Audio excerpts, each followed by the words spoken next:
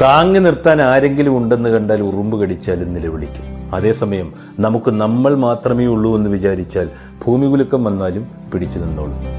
ഇരിക്കുന്ന കൊമ്പ് മുറിക്കണം, അപ്പോൾ മനസ്സിലാകും കമ്പൊടിഞ്ഞാലും ചിറകൊടിയില്ലെന്ന്.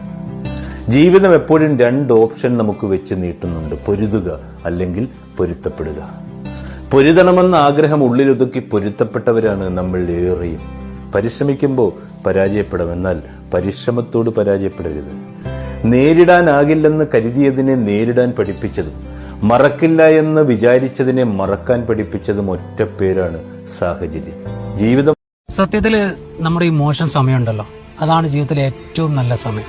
കാരണം നമുക്ക് ആ സമയത്ത് നമ്മളെ അറിയാൻ പറ്റും, നമുക്ക് ഒരുപാട് കാര്യങ്ങൾ മനസ്സിലാക്കാൻ പറ്റും.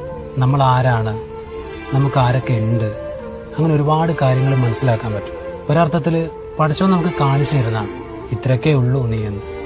ഈ സമയത്ത് നമുക്ക് ലഭിക്കുന്ന ഒരു ഊർജ്ജം ഉണ്ടല്ലോ, ആ ഊർജ്ജമാണ് നാളെ നമ്മുടെ ഏറ്റവും നല്ല സമയത്തിലേക്ക് എത്താനുള്ള ധൈര്യം തരുന്നത്.